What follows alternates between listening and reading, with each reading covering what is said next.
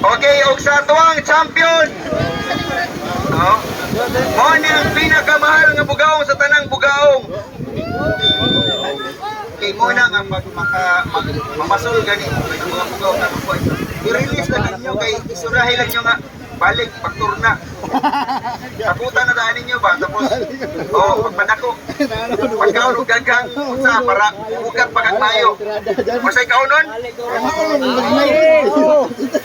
Sa tinuod lang no, kanang gilingon lang ang tae. Kung mapilion ko, danggit or bugaong, kaong makubugaong sa danggit. Kaya kanang danggit, sigurado ito na. Dapat-dapat din na silang dapugan. Kapag namuktihan, lami kayo. Lami kayo. Lame kayo. Okay, so kani nga bugaong nitimbang og 246 grams. Wala ray 1/4. Ni kantidad og 20,000 pesos. Ang atong lucky angler nga nakakomit ana nga bugaong, no? Once in every quarter ni makuha nga unsa nga bugaong. Kantidad og 20,000. Hindi mo di kakakita ni sa palengke. Dili na jud sa TBA tournament.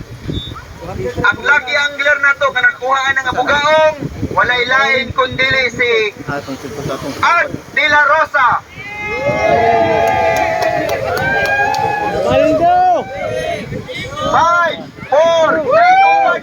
Okay.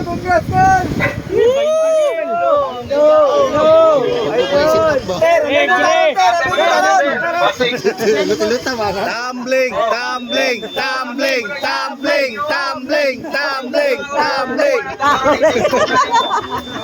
Impas dari mong rayuma na.